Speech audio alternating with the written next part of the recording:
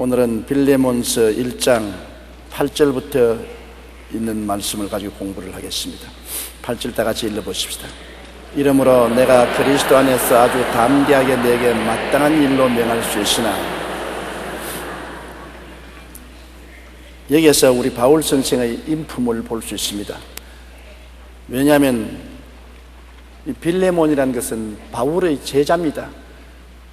바울이 에베소에서 하나님 말씀을 전가할 때 그곳에서 회개하고 예수를 믿고 성령 받고 은혜를 크게 입고, 그 다음엔 바울의 문화생이 되어서 자라 집에 교회까지 세우고 주의 종으로 된 빌레몬은 바울에게 있어서는 아주 저 아래 제자입니다. 바울은 언제든지 빌레몬 보고 이것 하라 저것 하라 명령할 수가 있습니다. 그럼에도 불구하고 바울이 자기를 따르는 제자들에 대한 절절한 사랑을 볼 수 있는 것입니다. 부탁을 하는데 명령을 할 수 있는데도 불구하고 그는 간절히 청하는 모습을 볼 수 있는 것입니다. 이러므로 내가 그리스도 안에서 아주 담대하게 내게 마땅한 일로 명령할 수도 있다는 것입니다. 우리가 이 세상에 살면서 담대하게 명령할 수 있는 길이 많이 있습니다. 부부간이라도 아무래도 가정에 남편이 먼저고 아내가 두 번째인 것은 관습상 그렇게 되어 있지 않습니까? 그러므로 성경에는 아내들아 남편에게 복종하기를 죽게 하다 달았는데, 남편이 아내의 머리가 된다고 해서 담대하게 명령할 수 있으나, 명령이라는 것은 잘못하면 인격을 짓밟는 길이 될 수가 있는 것입니다. 그러므로 명령을 하지 말고 간접적인 소원을 알리는 것이 좋습니다. 물 좀 가져와! 그러지 말고 목이 마른데, 그러면 알아듣지 않습니까? 왜 불을 안 켜놔? 그러지 말고 너무 어둡다, 반찬이 맛이 없으면 왜 솜씨가 이 모양이야 반찬이 이 모양으로 만드냐 하면 상처를 줬거든요. 요 사이에 입맛이 없는지 반찬 입에서 맞지 않는다. 간접 화법을 쓰는 것이 좋습니다. 그러면 본인이 알아들어도 민망스럽지 아니하고 마음에 상처를 입지 못하여, 누구든지 직접 대놓고 명령하고 기분 좋은 일은 없습니다. 군대는 계급이 상하 계급이 분명해야 되는데도 높은 사람이 낮은 사람에게 명령하면 듣지만은 마음에 굉장히 상처를 입을 때가 많습니다. 하물며 가까운 사람끼리 부부간이라도 명령을 하면 잘 안 들어요.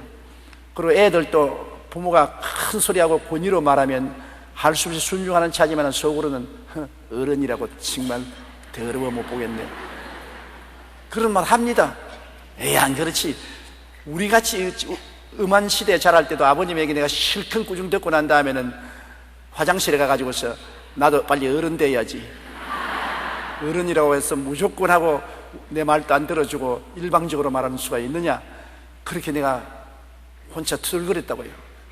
사람이 대화라는 것이 사람을 죽이기도 하고 살리기도 하는 것입니다. 말은 양날의 금인 것입니다. 사람을 살리는 금이 될 수도 있고 죽이는 금이 될 수 있는 것입니다. 될 수만 있으면 직설법을 쓰지 않은 것이 좋습니다. 직접 해라, 다오, 이것 저것 해라. 그래서 남자는 여자를 종부리듯이 하는 가정이 많습니다. 그렇기 때문에 마음이 싸늘하게 식어져 있는 가정이 많습니다. 종부리듯이 하면 안 돼요. 명령을 하지 말고 언제나 간접화법으로 해주면 좋겠다, 저걸 해주면 좋겠다, 이런 애 저런 애 자기의 실상을 설명해서 간접적으로 알아듣도록 하면 해주는 사람도 보람이 있습니다. 명령을 받고 해주면 내가 할 수 없이 하는 것이 되지만은 자발적으로 하면 얼마나 기분이 좋습니까? 그래서 바울 선생은 빌레몬에게 자발적으로 하기를 원해서 명령을 하지 않습니다. 그 바울은 말하기를 내가 담대하게 내게 마땅한 일로 명령할 수도 있다, 명령할 수 있는 처지에 있다. 야, 자, 오라 가라 해도 빌레몬이 섭섭하게 생각할 처지가 안 됩니다. 그렇게 빌레몬은 바울 선생을 존경하고 사랑하는 처지에 있었고, 또 바울 선생의 아주 사랑받는 제자인 것입니다. 그러나 9절요, 도리어 사랑으로서 간구하노라. 나이가 많은 나 바울은 지금 또 예수 그리스도를 위하여 갇힌 자 되어, 보십시오. 얼마나 간접 화법을 씁니까? 도리어 사랑으로 간구한다 했습니다. 명령할 수 있는데 불구하고 내가 사랑을 가지고 겸손하게 간청한다. 그리고 자기 처지를 말했습니다. 나는 벌써 나이가 많지 않느냐. 사도 바울 선생님도 한 70이 가까웠습니다. 나는 이제 나이가 많지 않느냐. 그러므로 나이가 많은 나는 지금 또 예수 그리스도의 복음을 위해서 감옥에 갇혀 있다. 빌레몬은 바울이 감옥에 갇힌 줄 모르고 있었던 것 같습니다. 그래서 빌레몬에게 감옥에 갇혀 있다는 것을 알려주는 것입니다. 나이 많은 내가 젊은 사람도 아닌데 지금 감옥에 갇혀서 고생하고 있지 않느냐. 이런 처지에 있으면서 너에게 사랑으로 간절히 부탁하니 내 말 좀 들어달라는 것입니다.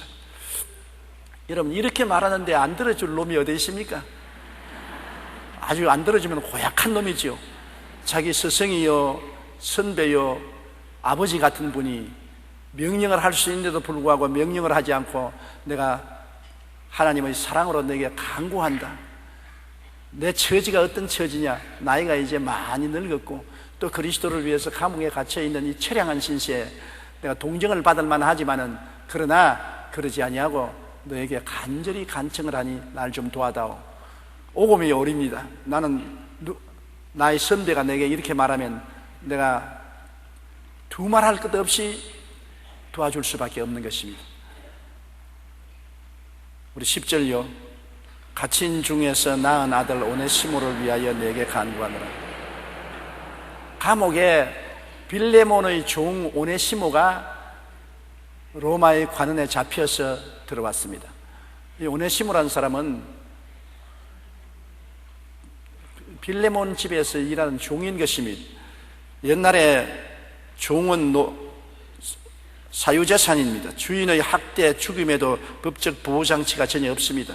종이라는 것은 완전히 주인의 물건이에요. 종은 때리고 학대해도 죽여도 법적으로 걸리지 않습니다. 짐승과 같이 취급하는 것입니다. 그런데 이 노예가 괴로우면 도망을 치는데 내가 보니까 여기에 오네시모가 빌레몬 집에 있는 물건을 훔쳐서 도망을 친 것이 틀림이 없습니다. 도망치다가 잡히면 이마에다가 불로서 도망자라는 글을 찍어 넣습니다. 그리고 도망친 노예를 몰래 보호하면 법적 제재를 받습니다. 노예는 완전히 주인의 사유재산인 것입니다. 그런데 이 오네시모는 아마 주인인 빌레몬 집에 물건을 훔쳐가지고서 로마로 도망쳤다가 관원에게 잡혀서 감옥에 들어갔는데 마침 바울 선생이 갇혀있는 감옥에 들어왔습니다. 그런데 바울 선생은 그 사연을 듣고 난 다음에 그를 예수께로 인도해서 변화받게 만들어준 것입니다. 여러분, 변화는 예수 그리스도의 복음을 통해서 받을 수가 있는 것입니다. 우리 사람들은 다 두 가지 칼을 가지고 있다고 합니다. 칼 하나는 은칼이고 하나는 금으로 만든 칼인데, 은칼은 율법과 심판이고 남을 자꾸 율법으로 판단하고 심판하고 자르는 은칼을 많이 사용하면 개인도 가정도 사회도 분열이 되고 상처투성이가 된다는 것입니다. 그러나 금칼은 사람을 살리는 칼인데 이것은 용서와 화해와 사랑의 칼이라는 것입니다. 될 수 있으면 은칼은 적게 쓰고 금칼을 많이 쓰면 살아난다는 것입니다. 그것이 우리 손에 달려있는 것입니다. 하나님이 우리 손에 들려주었어요. 한쪽에는 은칼로 한쪽에는 금칼을 가지고 있는데 이것을 쓰는 데 따라서 결과가 달라지는 것입니다. 하나님이 너 이 칼 쓰지 마라 저 칼 쓰지 마라 말은 안 했습니다.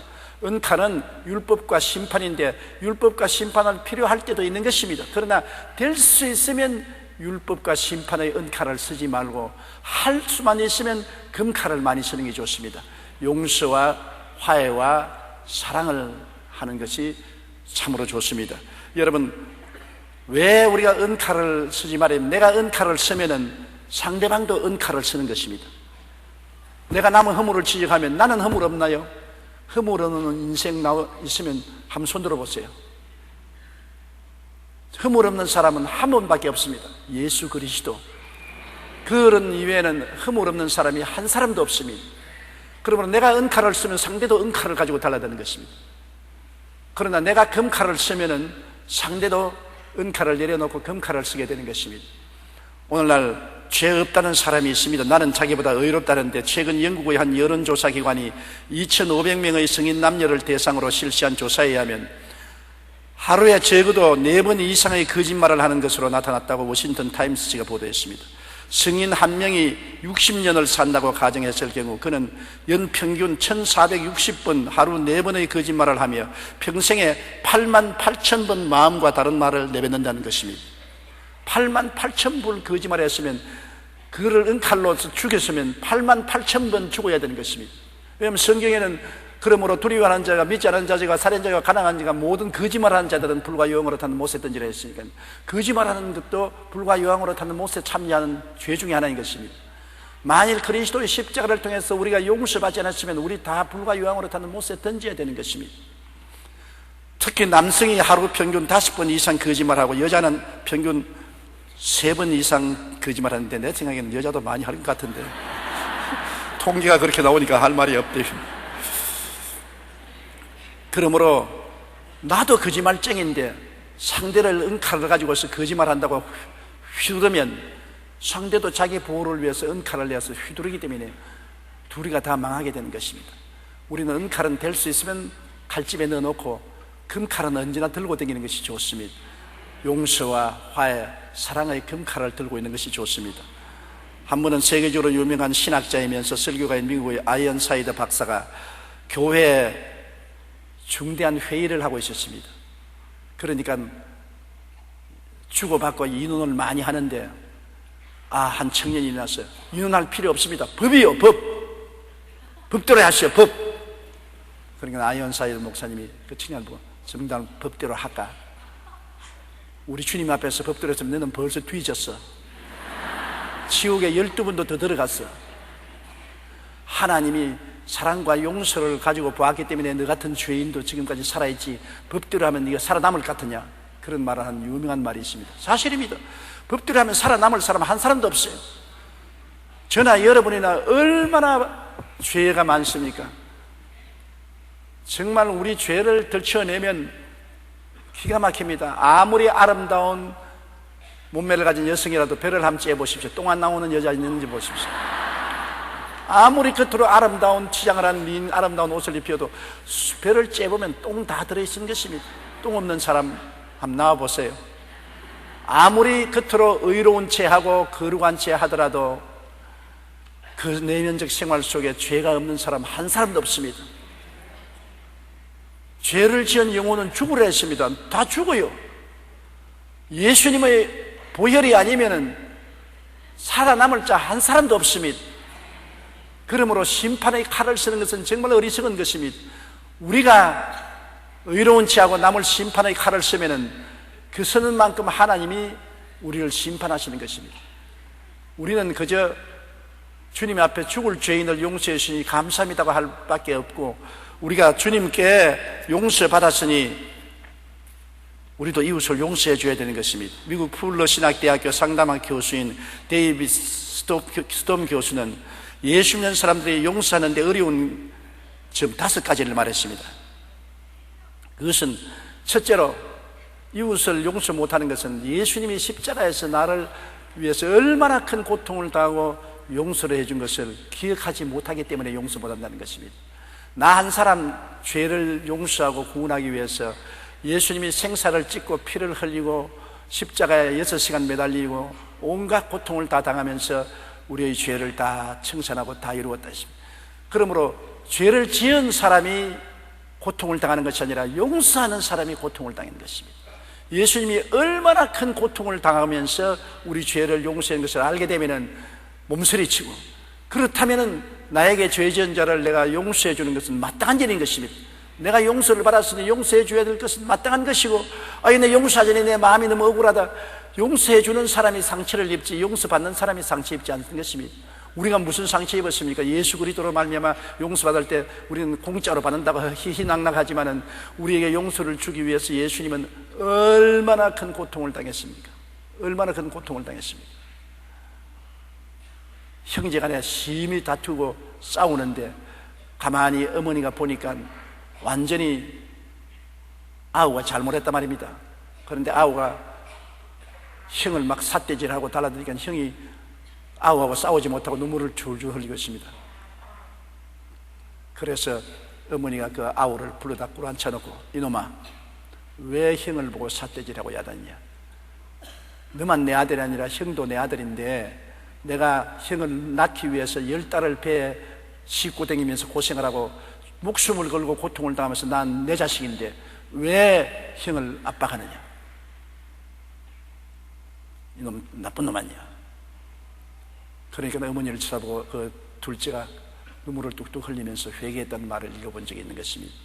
여러분, 아기를 낳을 때 아기가 고통당합니까? 아닙니다. 엄마가 고통을 당하죠.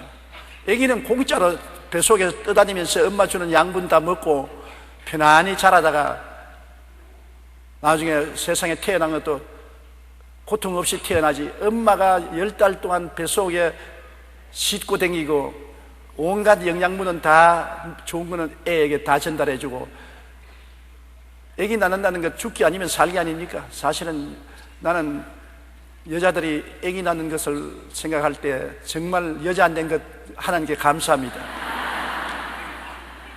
자연적으로 애기 낳지 싶어도 얼마나 고통당하는 것입니까? 목숨을 걸고 고통당하거든. 태어나는 사람은 편안하게 태어나도 낳는 어머니는 고통당한다. 용서받는 우리는 편안히 용서를 받아도 우리를 용서해 주기 위해서 예수님이 십자가에 매달려서 고통당한 것은 한없는 고통을 당했었습니다. 그러므로 내가 고통스러울지라도 남을 용서해 줘야 되는 것입니다. 내가 괴로울지라도 남을 용서해 주는 것입니다. 왜? 우리가 용서의 빚을 진 사람인 것입니다. 따라 말씀하세요. 나는 예수님 앞에서 이웃을 용서해야 될 빚을 짊어지고 있다. 빚 갚아야죠. 남의 빚은 내놓으라고 하면서 내 빚은 안 갚으면 어떻게 하는 것입니까? 성경 말씀에 1만 달란트 빚진 자가 임금에게 나가니까 임금님이 너 처자를 다 팔아서 빚을 갚아라. 하도 통곡을 하고 울고 사정을 하니까 다 탕감해 주었습니다. 그런데 밖에 나가니까 자기 친구가 100데나리온 빚진 친구를 만나자 목을 잡고서 야, 내 빚 갚아라. 시간만 주시면 용서해 주십시오. 다 갚겠습니다. 시간이 뭐냐? 감옥에 갇혔습니다. 그러니까 그 친구들이 보고 너무나 안타까워서 임금님에게 아뢰었습니다. 임금님이 1만 달란트 같은 예를 들어 말하면 1000만 원 용서해 주는데 자기 친구 100만 원 빚진 친구를 잡아서 비단감독가 목을 잡고 비틀고 고함을 치고 감옥에 쳐넣었습니다. 임금님이 그놈 도로 데려오너라. 그러니까 야 이놈아, 내가 1000만 원 용서를 해 주었는데 네가 100만 원 빚진 친구를 용서하지 못하고 감옥에 갇혔느냐? 이놈이 빚을 다 갚을 때까지 감옥에 갇히고 처자를 다 팔아서 빚 갚도록 하라. 그리고 예수님이 참 무서운 말씀하셨습니다. 너희도 이웃을 용서하지 않으면 하나님이 그렇게 하리라. 많은 사람이 사업에 실패하고 몸에 병들고 어려운 고통에 처해서 왜 나는 이 생활고와 병고와 괴로움의 감옥 속에 들어앉아 있습니까? 이 감옥에서 나오게 해주십시오. 기도하는 사람 많아요. 다 그렇지는 않겠지만은 많은 경우에 이웃을 용서해 주지 못하기 때문에 그 감옥에 갇혀 있는 것입니다. 용서라는 것은 우리가 해도 좋고 안 해도 좋은 건 아닙니다. 하나님 앞에서 용서받은 우리들은 용서해야 될 의무와 책임이 있습니다. 그러므로 은칼은 될 수 있으면 칼집에서 뽑지 마십시오. 내가 은칼을 칼집에서 뽑아서 휘두르면 하나님도 은칼을 빼서 우리에게 휘두르시는 것입니다. 금칼은 늘 칼집에 넣지 말고 손에 들고 다니십시오. 용서와 화해와 사랑의 칼은 들무지고 다니는 것이 좋습니다. 예수 믿는 사람들이 이웃 용서가 또 어려운 것은 용서를 그 자리에서 즉각으로 해야 된다고 생각하기 때문에 힘든 것입니다. 상처가 깊을수록 용서가 순식간에 되지 않습니다. 우리 주님은 우리를 즉각 용서하시고 우리의 허물을 기억도 하지 않지만 우리 사람은 그렇지 않습니다. 용서는 해주었는데 시간이 갈수록 마음의 상처는 그대로 남아있어. 이놈 두고 보자. 자꾸 그런 생각이 생기는 것입니다. 그러므로 항상 용서를 하고 난 다음엔 이 생각을 지워버려야 되는 것입니다. 생각을 어떻게 지웁니까? 말로서 지우는 것입니다. 용서를 해준 그 사람이 내 눈앞에 나타나면 네가 옛날에 나에게 이렇게 했지, 그 생각이 나타나는 것입니다. 그러면 내가 꼭 내게 대답해야 되는 것입니다. 나는 이미 용서해 주었다. 너는 물러가라. 나는 이미 저 사람 용서해 주었기 때문에 용서한 것은 과거의 흔적도 다 잊어버리는 것이다. 용서해 줬으니까 다시 생각하지 마라. 자기가 자기를 보고 말을 하면은 여러분 굉장한 변화가 다가오는 것입니다. 저는 나쁜 일이 아니고 좋은 일이 내 마음을 괴로울 때가 있습니다. 그 뭐냐면 찬송가가 자꾸 마음에 레코드처럼 돌아가는데 자나깨나 자동적으로 돌아가는 것입니다. 좀 잘락하는데 늘 찬송가가 머리에서 빙글빙글 자꾸 레코드로 돌아가니까 잠을 잘 수가 없어요. 그리고 앉아서 뭐 이야기를 해도 마음속에서 찬송가가 자꾸 불러져서 내가 하나님께 기도해서 하나님 마음을 집중하려고 하는데 자꾸 찬송가가 마음에서 자동 레코드로 돌아가니까 혼잡스러워서 도저히 생각을 못 하겠습니다. 그러니까 하나님이 스위치를 끄라. 레코드가 돌아가면 스위치 끄면 될 것 아니야. 스위치 끄라. 스위치를 어떻게 끕니까? 야, 네 말로 네가 묶였으면 네 말로 네가 사로잡히지 않느냐. 말로서 끄라. 그래서 그 다음부터 내가 원치 않은데 찬송가가 자꾸 마음에 박을 때만 스위치 껐다.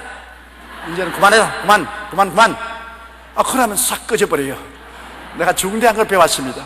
말로서 내가 나를 제어할 수 있다는 것입니다. 물론 성경에는 야고보서에 이미 말은 온몸을 의거한다고 말했는데, 여러분 우리가 말로서 용서해주고 또 그것이 미운 생각이 자꾸 떠오르면 말로서 나는 용서해 줬다, 다시 기억나지 마라, 명령을 하면 사라지는 것입니다. 절대로 용서했다고 해서 순식간에 마음의 기억이 사라지는 것은 아닙니다. 저도 과거에 수많은 사람 용서해 주어도 그 사람이 자꾸 얼굴이 떠오르고 너가 나를 이렇게 괴롭혔지 하는 기억이 마음속에서 사라지지 않습니다. 그럴 때마다 너의 기억은 사라져라.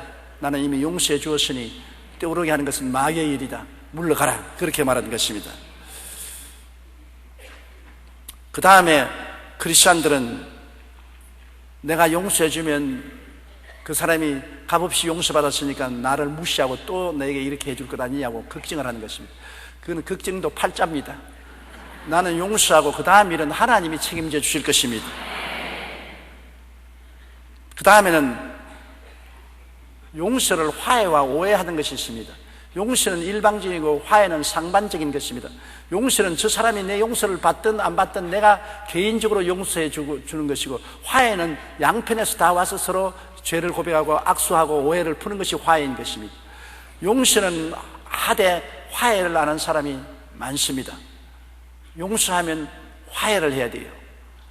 어떤 가정에 아버지와 아들이 심히 다투어서 아들이 짐을 싸고 나가버렸어요. 그러니까 어머니가 너무나 고통스러워서 그 남편에게 중재를 했습니다. 여보, 아들을 꾸짖어서 바깥에 내보내면 어떻게 됩니까? 아들 방에 가면 내 눈물이 앞서서 얼굴을 들 수가 없습니다. 제발 아들 용서해 주십시오. 용서해 주십시오. 그러니까 아버지가 어느 날 그 아내를 보고 용서했다. 내가 뭐 미워하면 얼마나 미워하겠나. 용서했다. 그래서 어머니가 빨리 아들에게 연락했습니다. 아들, 너 아버지가 용서해 주신 집으로 돌아와라. 그래, 아들이 집으로 돌아왔는데 아침 식사할 때, 아들이 식사할 때 아버지가 같이 안 나옵니다. 아들이 밥 먹고 난 다음에 나옵니다. 그래서 부인이 말했습니다. 여보, 용서해 주는데 왜 안 나오니까? 용서하고 화해는 틀린다. 지가 내게 와서 잘못했다고 해야 내가 화해가 되지. 나는 용서해 주었지만 지가 뻔뻔스럽게 아버지 잘못했다고 말도 안 하는데 내가 왜 화해하느냐. 그래서 어머니가 또 아들에게 갔습니다. 네가 아버지에게 잘못했다고 말 한마디 해라. 니도 잘못했잖냐. 아버지가 한마디 한다고 보따리에서 나가는 법이 어디 있냐. 그러니까 아버지에게 잘못했다고 말 한마디만 하면 끝난다. 아버지는 이미 용서했다. 화해를 해라. 화해를. 그래, 아들이 아버지 가서 무릎을 꿇고 아버지 잘못했습니다. 내가 나를 용서해 주신 아버지 고맙습니다. 그러니까 아버지가 일어나서 목을 끄라고. 오냐 좋다. 됐다. 걱정하지 마라. 그 다음날 아침부터는 아침 식사에 같이 딱 앉아가지고 밥을 먹어요. 용서는 일방적으로 하는 것이고 화해는 양편에서 다 해야 되는 것입니다. 여러분, 부부 싸움도 그렇지 않습니까? 부부 싸움도 굉장히 싸우고 난 다음에 앙금이 탁 붙었거든. 내 경험은 그래요. 대개 내가 먼저 용서를 빌지 아내가 용서를 빈 적은 거의 없는 것 같습니다. 여러분도 그럴 것 같아요. 여성들의 특성이 그러니까 특별한 예외를 나누고 난 다음에 그 싸움을 하면 내가 좀 이따가 용서해달라고 부탁을 하면 말을 안 하니까 화해가 안 돼요. 그러면 그때부터 참 마음에 안타깝습니다. 용서는 했는데 화해가 안 되면 얼마나 괴롭습니까? 그 화해하기 위해서는 케이크도 사오고 맛있는 것도 갖다 주고 시간이 흐르면 그 다음에 상대방이 대답을 합니다. 대답을 하면은 대화가 되고 화해가 되는 것입니다. 그러므로 용서만 한다고 문제가 해결되는 것이 아니에요. 용서하면은 그 다음 화해를 해야 되는 것입니다. 오늘 또 교역자들 간에 다툰 사건이 생겼습니다. 그래, 내가 두 사람을 다 만났는데 두 사람이 다 상대방을 용서한다 그래요. 그러면 또 말은 안 하는 것입니다. 나 용서했어요. 용서했어요. 그래서 그렇게 말은 하지 말고 서로 만나서 악수라도 한번 하라. 그러면 용서 다음에 단계로 화해가 되지 않느냐. 사람은 용서를 하고만 살 수 없고 화해를 해야 온전하게 된다. 여러분, 예수 그리스도께서는 우리 죄를 용서할 뿐 아니라 하나님과 화해시켜 주셨는 것입니다. 화목 제물이 된 것입니다. 용서의 제물만 된 것이 아니라 화목의 제물이 되었었습니다. 아담과 하와가 하나님을 반역하고 나와서 하나님 원수가 되지 않았었습니까?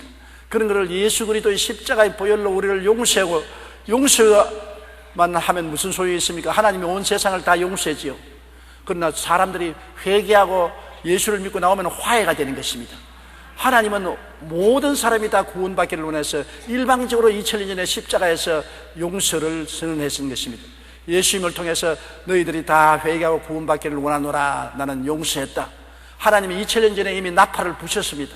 온 천하 만국에게 일방적으로 용서했다고 말하는 것입니다. 그러나 사람들이 죄를 지고 빼돌아져 가지고서 하나님을 계속 반역하는 데는 화해가 안 되죠. 화해가 안 되니까 결국 하나님 앞에 못 가고 지옥에 떨어질 수밖에 없는 것입니다. 화해는 어떻게 하느냐? 상방적인 것입니다. 하나님이 용서해 주었으니 우리도 하나님께 용서를 빌어야 되는 것입니다. 그래서 하나님과 화해를 해야 돼요. 내 말 알아듣겠어요? 수많은 사람들이 이미 용서받은 죄를 짊어지고 지옥으로 가는 것입니다. 오늘날 죄가 많아서 지옥 가지 않습니다. 죄가 어떤 죄든지 그 모든 죄는 주님께서 2000년 전에 이미 다 용서해 버렸던 것입니다. 용서는 해도 하나님 아버지와 교제가 없습니다. 우리가 회개하고 하나님과 화목하지 않았기 때문에 그런 것입니다. 그러므로 하나님이 그리스도 예수를 통해서 우리에게 용서하고 화해의 손을 내밀었는데, 우리가 주님께 나와서 죄를 회개하고 잘못했다고 간구하고 예수님을 구주로 모시면 하나님과 화해되어 하나님이 내 아버지가 되고 내가 하나님의 자녀가 되고 엄청난 축복이 예비된 것입니다. 그때로부터 하나님이 모든 천국의 영광을 우리에게 상속으로 주시게 되는 것입니다. 용서와 화해. 그러므로 우리가 죄를 짓고 불의하고 추악한 일을 했을 때는 이미 개연성으로 하나님은 용서하고 계신 것입니다. 그러나 화해가 끊어지기 때문에 곧장 회개해야 되는 것입니다. 여러분, 한 부부간에 살면은 싸우고 냉정하게 뒤를 돌아설 때가 있지 않습니까? 그 오랫동안 그렇게 있으면 이혼을 하게 되는 것입니다. 빨리 화해해야 돼요. 싸울 때는 싸우고 그 다음에는 화해할 때는 화끈하게 화해할 줄 알아야 돼요. 한번 삐뚤어져 가지고서 내내 삐뚤어져 있으면 불행하게 짝이 없고 북극같이 되고 결국에는 파탄에 이르게 되는 것입니다. 용서했으면 화해하고, 우리 하나님은 일방적으로 용서를 선언했으니까 여러분 너무나 감사하지 않습니까? 그러므로 늘 죄를 회개하고 하나님과 화해하는 여러분 되시기를 주님 이름으로 축원합니다. 이러므로 우리가 인생을 살면서 정말로 내 이웃을 용서하고 화해하고 그다음 한 걸음 더 나가서 사랑하는 것이 굉장히 중요한 것입니다. 용서만 하지 말고 화해도 하고, 화해했으면 그 다음 사랑을 해야 되는 것입니다. 그런데 용서하는 사람이 상처를 입고 화해하자고 손을 먼저 내민 사람이 마음에 무시당한 감정이 생기고 사랑하려고 할 때 힘이 드는 것입니다. 선을 베푸는 사람이 힘이 드는 것입니다. 그러나 이것은 하나님이 큰 상급을 주는 일인 것입니다. 성과가 굉장히 큽니다. 이러한 사람들이 모여야 가정도 사회도 국가도 평안할 수가 있는 것입니다. 이는 이로, 눈은 눈으로, 주먹은 주먹으로 갚겠다고 하면은 분쟁이 끝이지 않습니다. 주님께서는 어느 정도로 용서하라고 하면 오른뺨 뺨을 치거든 왼뺨을 돌려대고, 송사하여 겉옷을 가지려거든 속옷까지도 주며, 억지로 오리를 가게 하거든 심리까지 가라 했었습니다. 저는 제일 처음 이 말을 읽었을 때 마음에 굉장히 시험이 들었습니다. 주님이 예수 믿는 사람을 전부 바보 등신으로 만드는 게 아닌가. 그런데 제가 결혼 생활을 하면서 배운 것이 있습니다. 결혼 생활에 내가 율법과 판단을 가지고 가정을 이루면은 가정이 편할 날이 없어요. 하나도 편할 날이 없어요. 그러나 용서와 화해와 사랑을 가지고 사면, 부인이 좀 오른뺨을 치거들랑 아이고 왼뺨도 한번 때리고 속 시원하게 하십시오. 억지로 겉옷을 달라면 속옷도 주고, 억지로 오리를 가자면 심리도 가고, 이것은 용서와 화해와 사랑을 하는 것입니다. 그러면은 하나님께서 복을 주시게 되는 것입니다. 말은 쉬워도 실제는 힘들다고요. 용서, 여러분, 용서, 나는 쉽게 용서하겠다고 생각하는 것입니다. 사람들이 다 그렇게 생각해요. 그러나 딱 특별히 내가 미워하는 사람 딱 만나서 용서하라 하면 못해. 나는 다 용서해도 이 사람 용서 못해. 그럽니다. 막연한 상대를 향해서 용서하라면 아멘, 나도 용서하지요. 하지만 특별한 구체적으로 누구누구를 용서하라, 나에게 깊은 상처를 준 누구누구를 용서하라면 생각을 다시 해먹겠습니다. 그거는 힘들어요. 그렇게 말할 것입니다. 그러므로 용서는 힘든 것입니다. 괴로운 것입니다. 내 상처 입은 사람을 용서해 준다는 것은 괴로운 것입니다. 그러나 예수님을 생각해야 되는 것입니다. 예수님이 날 용서하기 위해서 얼마나 상처를 입었습니까? 보통 상처가 아닙니다. 목숨을 버렸습니다. 그런 상처를 입고 나를 용서해 주었으니 예수님을 닮아서 예수님 앞에 나는 용서를 하고 화해를 하고 사랑을 해야 마땅한 것입니다. 그러므로 바울 선생은 감옥에서 당신이 사랑하는 제자 빌레몬의 집에서 종살이 하다가 물건을 훔치고 도망을 쳐서 로마의 감옥에 갇힌 그를 구원해서 예수를 믿게 하고 난 다음에 바울 선생은 그리스도의 사랑으로 그를 용서하고 그와 화해하고 그를 사랑하게 된 것입니다. 그 바울 선생의 그 사랑에 너무나 놀래가지고서 이 오네시모인 주인의 물건을 훔쳐서 도망칠 정도 같으면 악한 사람입니다. 완악한 사람이 녹아져서 바울의 굉장히 가까운 신복이 된 것입니다. 용서받으면 신복이 되는 것입니다. 신복이라는 것은 제자가 아닙니다. 제자보다 더하고 생사를 같이 하는 것이 신복인 것입니다. 따지지 않고 주인이 죽으면 같이 죽는 것이 신복인 것입니다. 이 오네시모는 바울 선생에 대해서 신복까지 된 것입니다. 용서가 그런 힘이 있는 것입니다. 영국의 유명한 해군 제독인 넬슨 제독이 병사한 사람을 불러서 말했습니다. 너는 오늘 군령에 의해서 사형에 처해야 되겠다. 너 나쁜 행실을 내가 고치기 위해서 교훈도 하고 가르치기도 하고 채찍도 때리고 감옥에 쳐넣기도 해도 내가 절대로 변화되지 않지 않느냐. 내가 할 일은 다 했다. 오늘 그러므로 내가 사령관으로서 너를 사형에 처하겠다. 근데 옆에 보좌관이 장군님 아직 하나 안 해본 것이 있습니다. 뭘 안 해봤노? 내가 가르치고 타이르고 부탁하고 채찍을 때리고 감옥에 넣은 거 다 했잖니. 하나 안 한 것이 있습니다. 뭐냐? 용서를 아직 안 해봤습니다. 한번 용서해주고 난 다음에 보시지요. 넬슨 제독이 그래? 그러면 오늘 내가 내 과거의 일체의 죄를 용서한다. 그리고 사형을 면하겠는데 이 사람이 넬슨 제독의 신복이 되어버렸습니다. 완전히 감동해서 변화받아 넬슨 제독의 신복이 되어 목숨을 바치고 전투에서 넬슨 제독을 위해서 싸웠다는 기록이 있는 것입니다. 이거는 타일러도 안 듣고 때려도 안 듣고 감옥에 쳐넣어도 안 듣던 사람이 전적으로 용서를 해주니까 그 마음에 감화와 감동을 받은 것입니다. 그렇기 때문에 하나님이 무조건 하고 우리를 용서하는 이유는 하나님이 구약시대 율법을 통해서 우리에게 교훈도 하시고 타이르기도 하고 채찍도 때리고 고통도 주고 했지만 의인은 없나니 하나도 없다. 전부 죄를 짓고 불의하고 추악하고 버림을 받게 된 것입니다. 그러므로 하나님이 마지막으로 안 해본 것이 용서입니다. 예수님을 통해서 무조건 용서해버린 것입니다. 조건 없다. 무조건 예수를 믿고 나오면 용서다. 다 이루었다, 다 용서한다. 그러고 나니까 여러분, 세계 수십억의 인구가 회개하고 예수님을 믿고 목숨을 바쳐서 충성한 사람이 생겨나는 것입니다. 그렇게 용서는 파워풀합니다. 힘이 있습니다. 능력이 있는 것입니다. 꼭 여러분 기억하시기 바랍니다. 오네시모 같은 죄인도 바울 선생의 용서와 화해와 사랑을 통해서 완전히 변화되고 그리스도의 사람이 되고 신복이 된 것입니다. 11절요. 그가 전에는 내게 무익하였으나 이제는 나와 내게 유익함으로.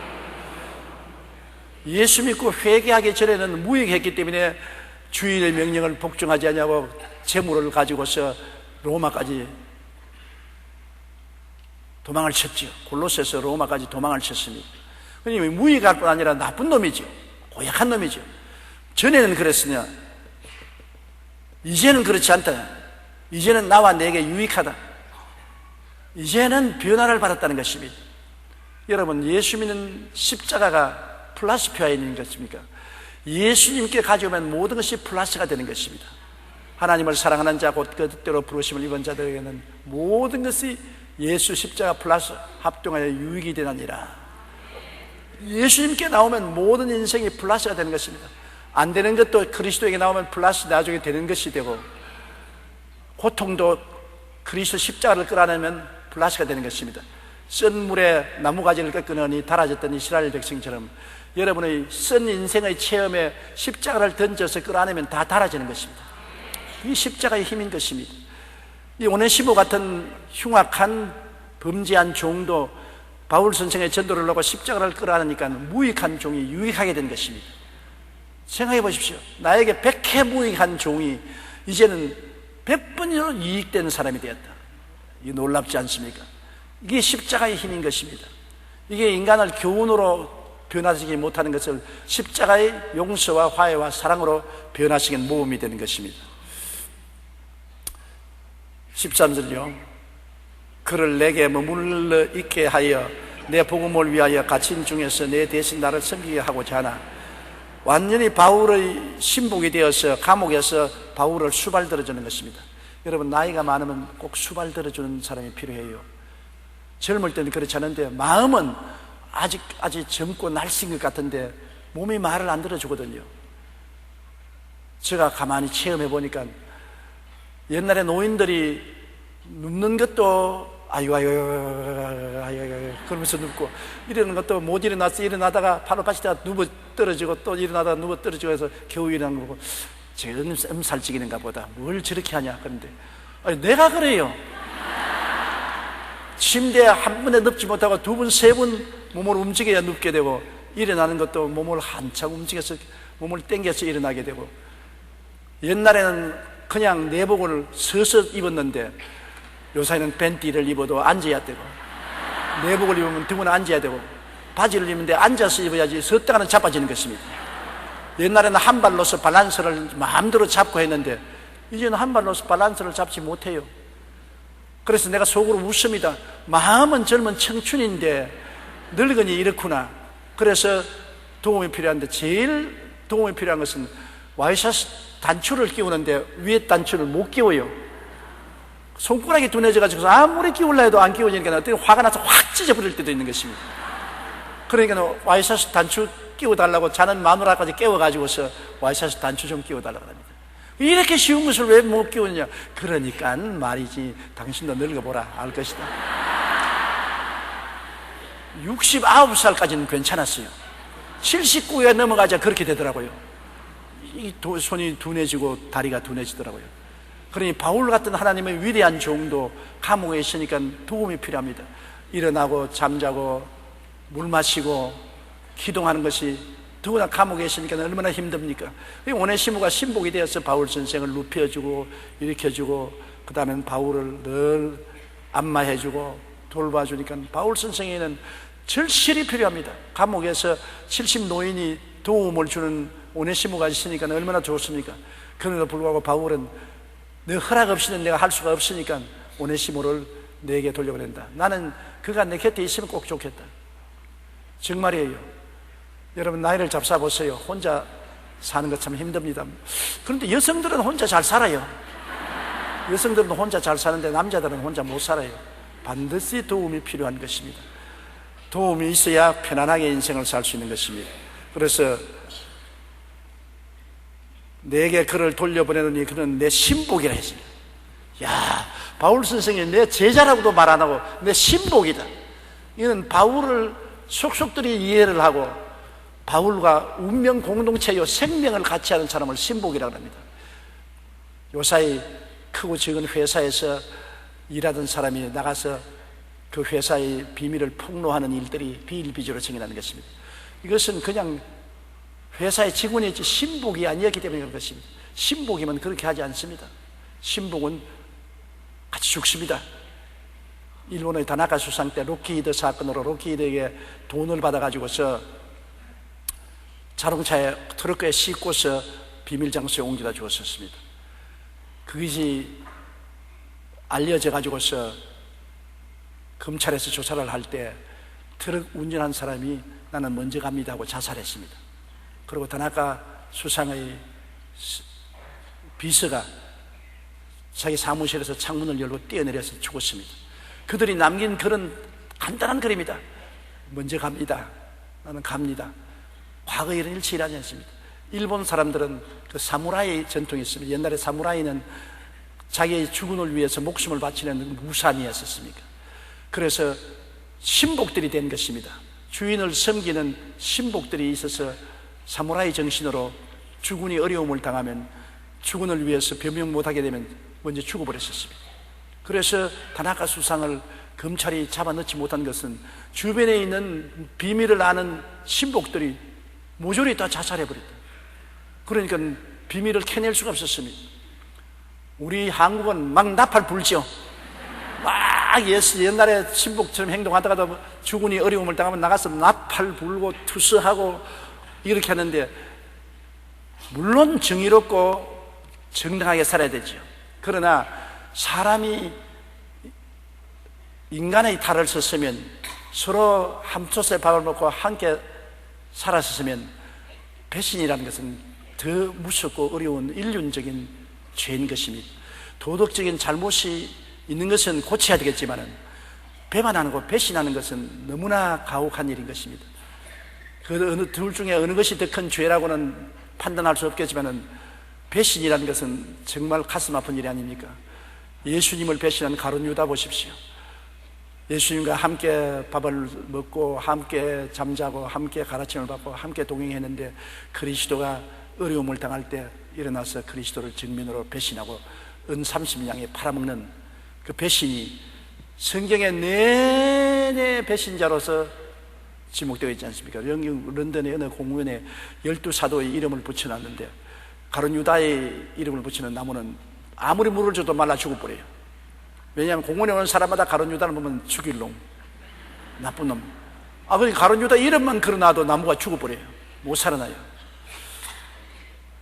배신의 죄는 정말 인륜 도덕에 대한 큰 심리적 상처를 주기 때문에 그 다음에는 누구도 믿을 수가 없게 되는 것입니다. 남편도 아내를 믿을 수가 없고 아내도 남편을 믿을 수가 없습니다. 그런 나라가 있어요.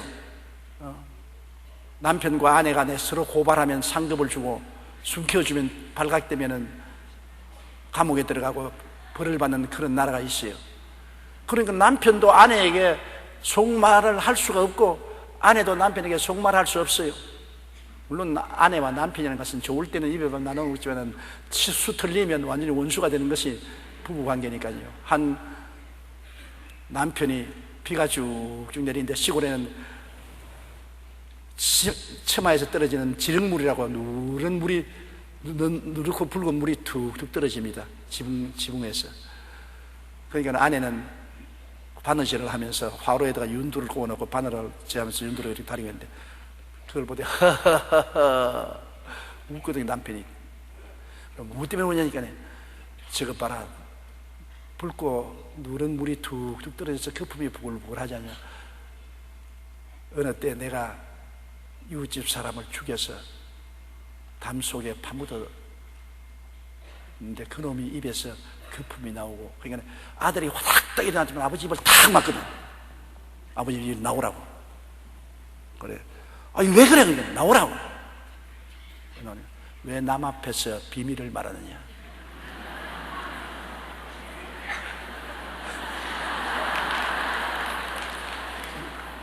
어떻게 너희 어머니가 남이냐? 아버지, 좋을 때는 아버지와 한 몸이지만은 문제가 생기면은 어머니 입에서 다 나온다. 나는 말 안 한다. 나는 아버지와 신복이기 때문에 아버지와 운명을 같이 해서 나는 말 안 하지만 아버지가 왜 말을 하냐? 그런데 아닌가 다를까 얼마 있다가 부인하고 대판으로 싸웠는데 부인이 밖에 나가서 동네 사람들은 내 말 들어라. 저놈이 말이지 이웃 사람 죽여가지고 담 속에 파묻었다. 그러니까 경찰이 와서 담을 헐어버리니까 뼈다귀가 나오거든요. 그래서 사형을 받았다는 이야기를 읽어본 적이 있는 것입니다. 신복과 친구는 다른 것입니다. 그런데 이 오네시모는 바울에게 신복이 되었습니다. 바울이 죽으면 같이 죽을 사람인 것입니다. 그와 그처럼 같았기 때문에 운명 공동체입니다. 좋을 때는 하하하하, 나쁠 때는 두고 보자, 이게 아닙니다. 좋든지 나쁘든지 봄, 여름, 가을, 겨울 할 것 없이 함께 운명을 나누는 운명 공동체가 바로 신복인 것입니다. 그러므로 내게 그를 돌려보내느니 그는 내 신복이라. 13절요. 그를 내게 머물러 있게 하여 내 복음을 위하여 갇힌 중에서 내 대신 나를 섬기게 하고자 하나. 바울의 소원인 것입니다. 그를 보내지 않고 이곳에 두어서 내 신복으로서 나를 돌봐주게 하고 싶어서 간절하다. 난 나이도 많고 늙은 몸으로 감옥에 갇히신, 옛날 감옥은 소마구간보다 더 못한 처절한 것입니다. 그곳에서 잠잘 때도 너무나 추우니까 오네시모 같은 따뜻한 사람이 같이 한 자리에 누우면 몸에 체열도 받고 좋지 않습니까?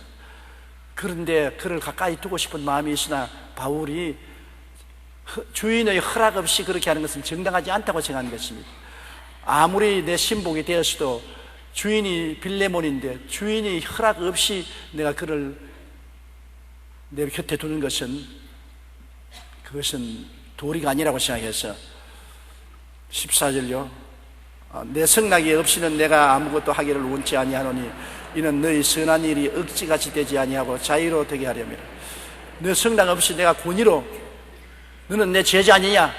내가 지금 도움이 필요하니까 너희 종이 회개하고 감옥에서 변화되었으니 내가 내 곁에 둘 것이니까 잔소리하지 말아라. 그렇게 명령을 할 수 있으나 그건 억지로 하는 것이거든. 자발적으로 하는 것이 좋지 억지로 하는 건 좋지 않지. 아까도 말한 것처럼 부인 보고 물 가져오너라. 물 가져오면서 속으로 군지르면 명령만 하는 내가 종이가. 그러나 아이고 목이 마른데 그러면 내가 해주지요. 물 가져오면 내가 좋은 일을 한다. 똑같은 일을 하면서도 기분 나쁘게 하는 일하고 기분 좋게 하는 일이 있습니다. 무슨 반찬을 이렇게 만들어가지고 짜고 맵고 맛이 없어서 밥을 못 먹겠다. 반찬 좀 잘 만들어. 요리 학교 가서 요리하는 거 좀 배워. 그러면 할 수 없이 하지요. 하지만은 속으로 이것도 없어서 못 먹는 사람 천지다. 오감에 빠졌다. 그렇게 마음에 억지로 하니까 욕을 하지만은 요사이 내가 입맛이 나빠가지고서 맵고 짜고 반찬이 맛을 모르겠어. 그래요. 내가 잘못 만드는가 보다. 아니야, 당신이 잘못 만든 거 내 입맛이 나빠서 그래. 그러면 입맛을 어떻게 맞출까요? 간을 어떻게 할까요? 좀 맵게 할까요? 좀 덜 짜게 할까요? 뭘 좀 넣을까요? 해주면서 기뻐 신바람이 나는 것입니다. 왜? 내가 자원해서 하는 것이기 때문인 것입니다.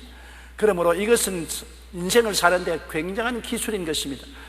누구든지 지도자가 되려면 이러한 기술이 있어야 되는 것입니다.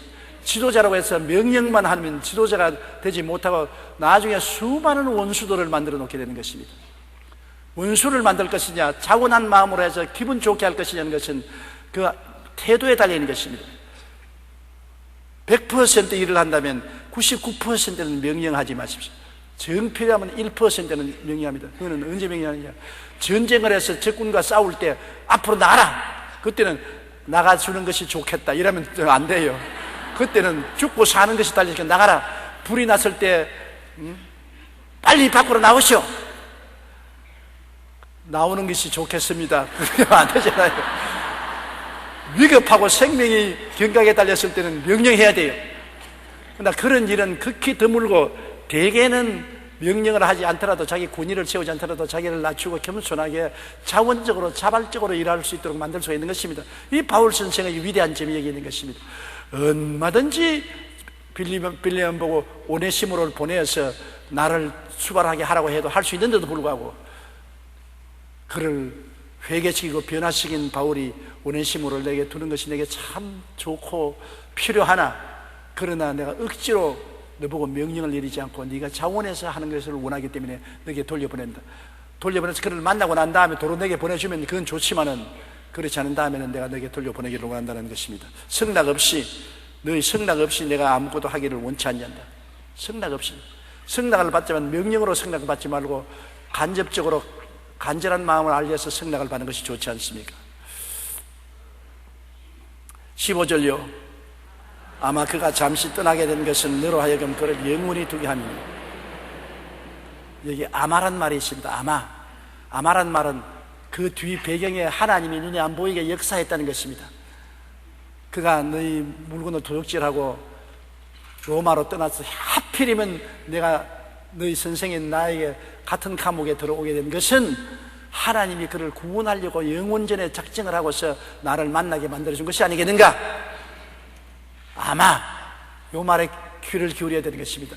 내가 어려운 일을 당하면은 왜 어려운 일을 당하냐고 하지 말고 아마 하나님이 뜻이 있어 그런 게 하는 것보다, 아마 하나님이 뜻이 있어 그런 게 하는 것보다, 아마를 넣으면은 여러분 하나님을 인정하는 것이 되는 것입니다. 무엇인지 우리가 잘했다 못했다 판단할 수 없는 것입니다. 요셉이 형들에게 팔려서 마른 우물에 던져서 빨가벗고 죽을 지경인데 세상에 이놈들이 형들이 어떻게 나를 이렇게 하느냐, 그렇게 하면 죽을 것인데 아마 하나님의 섭리가 있는가 보다. 종으로 팔려갈 때 세상에 혈육이 나를 팔아먹자니 이럴 수 있냐, 아마 끌려가는 것도 하나님의 섭리가 있는가 보다. 보디가르의 집에서 10년 동안 종살이 할 때 뼈를 깎는 고통을 당하면서도 아마 하나님이 나에게 훈련시키는가 보다. 억울한 누명을 쓰고 감옥에 들어갔을 때도 아마 하나님이 뜻이는가 보다. 그런데 그 아마가 나중에 다 이루어졌단 말입니다. 결국 국무총리를 만들기 위해서 하나님이 시련의 과정을 통과했거든.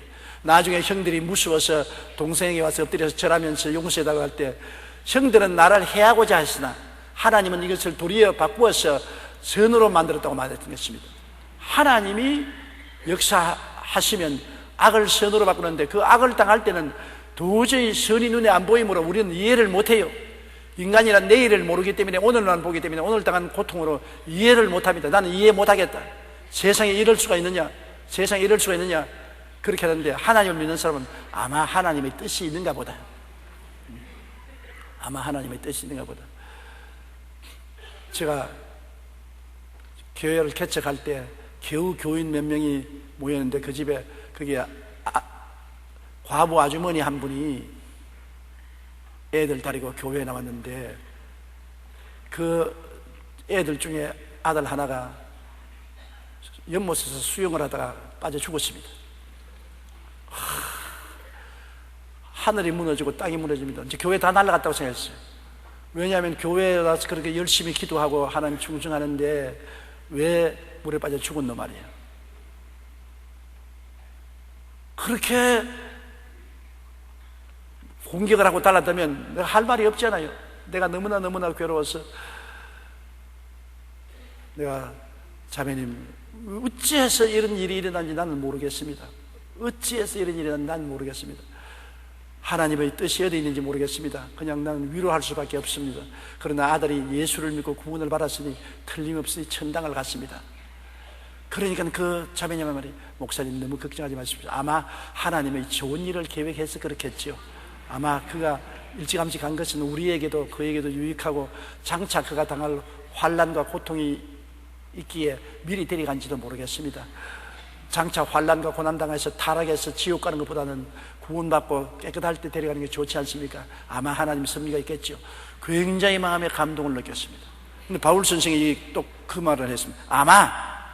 아마 그가 물건을 훔치고 잠시 떠나게 된 것은 하나님이 섭리하셔서 너로 하여금 그를 영원히 두게 합니다. 하나님 목적은 너희 집에 도로 돌려보내서 예수 믿고 회개하고 정말 순복하고 좋은 종으로서 영원히 너 곁에 두게 하려고 하나님이 섭리한 것이다. 야, 감탄할 노릇입니다. 우리가 인간적으로 생각할 때 이놈의 자식이 우리 재산을 가지고서 도망을 친 놈, 나쁜 놈의 자식, 사탄의 자식 아닌가? 그런데 바울 선생은 그렇게 생각했습니다. 아닙니다. 아마 뒤에 하나님이 역사하셔서 하나님이 예정이 있어서 그를 도망치게 해서 나를 만나게 했지 않느냐. 그래서 구원을 받아 내가 너에게 도로 보내게 된 것은 하나님의 섭리다. 바울은 자기 공로를 말하지 않고 하나님의 섭리를 말하고 하나님께 모든 영광을 다 돌린 것입니다. 16절요. 이후로는 종과 같이 대하지 아니하고 종 이상으로 곧 사랑받는 형제로 둘지라. 내게 특별히 그러하거든 하물며 육신과 주 안에서 상관된 내게야. 이제 돌아가니까는 종과 같이 대하지 말고, 종이라는 것은 완전히 물건 아닙니까? 그러나 그리스도 안에서 이제는 하나님의 자녀가 되었으므로 형제가 되지 않습니까? 종형제입니다. 종형제. 종이면서도 그리스도 안에서 형제가 된 것입니다. 우리가 하나님의 종이면서도 예수님과 형제가 된 것처럼 종형제. 따라 말씀합니다. 나는 하나님의 종이요 예수님의 형제 자매입니다. 그러니까 우리가 종이요 형제 자매입니다. 하나님이 우리를 종으로 취급하지 않으시고 사랑하는 자녀로 취급하는 이유도 거기에 있는 것입니다. 그러므로 전에는 종으로만 취급했는데 이제 계급이 하나 달라졌습니다. 예수를 믿고 하나님 자녀가 됐으니 너도 하나님의 자녀요 그도 하나님 자녀니 종이면서도 형제로 취급하라. 그리고 오네시모 보고도 바울이 신신당부했을 것입니다. 네가 주인으로만 생각하지 말고 예수 믿는 형제로 상전으로 모셔라. 주님을 모시듯이 상전으로 모셔라. 전에는 그냥 상전으로 모시지만 이제는 같이 예수 믿는 천국 백성으로서 윗사람 형제, 윗형이 된 것으로 받들고 모셔라. 상형이 된 것으로 모시라고 그렇게 말했을 것입니다. 이후로는 종과 같이 대하지 아니하고 종 이상으로 곧 사랑받는 형제로 둘지라. 내게 특별히 그러하거든 하물며 육신과 주 안에서 상관된 내가 그를 종으로 생각하지 않고 내 형제로 생각하는데, 바울 선생은 오네시모의 아버지 빨만 아니라 할아버지 빨입니다. 그럼에도 불구하고 그를 형제라고. 하나님 앞에서는 나이와 상관없습니다. 성별이 상관없이 다 하나님의 자녀인 것입니다. 옛날에 예수 안 믿는 사람이 공격하기를 예수 믿는 사람은 애비도 없고 어미도 없고 자식도 없다. 전부 다 하나님 아버지라니까 한 형제가 되어버렸다 그랬어요. 그런데 난 그 말을 듣고 우습게 생각했습니다. 예수 믿는 사람이 아버지도 하나님 보고 아버지, 아들도 하나님 보고 아버지, 딸도 하나님 보고 아버지, 그러면 다 형제가 아닌가. 그런데 알고 보니까 육신으로는 아버지 어머니요 영으로는 예수 그리스도 안에서 한 형제인 것입니다. 하나님 나라 올라가면 다 한 형제요, 다 하나님의 자녀인 것입니다. 그러므로 우리는 이중적인 인격을 가지고 있습니다. 육신으로서의 차별과 계급이 있지만 영적으로는 다 동일한 하나님의 자녀로서의 일치가 있는 것입니다. 그리고 나는 그를 그 아버지보다 나이 많고 할아버지쯤 됐는데도 불구하고 나의 형제라고 하고 특별히 사랑받는데, 너는 직접 상관이요 종이요 또 예수 믿게 되어서 형제가 되었으니 나보다는 더 그를 잘 대접해 주라고 말하는 것입니다. 끝이 없네. 또 다음 수요일로 나누어서 하십시다. 우리가 오늘 배운 것 여러분 다 까먹어도 괜찮아요. 또 안 까먹으라 해도 버스 타기 전에 다 까먹을 거예요. 꼭 한 가지 알아야 될 것은 예수님이 십자가에서 나를 용서해 준 것 같이 나도 용서해야 된다. 따라서 용서와 화해와 사랑은 황금 칼이다. 율법과 심판은 은으로 만든 칼이다. 은으로 가진 칼은 잘 쓰지 말고 황금의 칼을 늘 쓰는 여러분 되시기 바랍니다.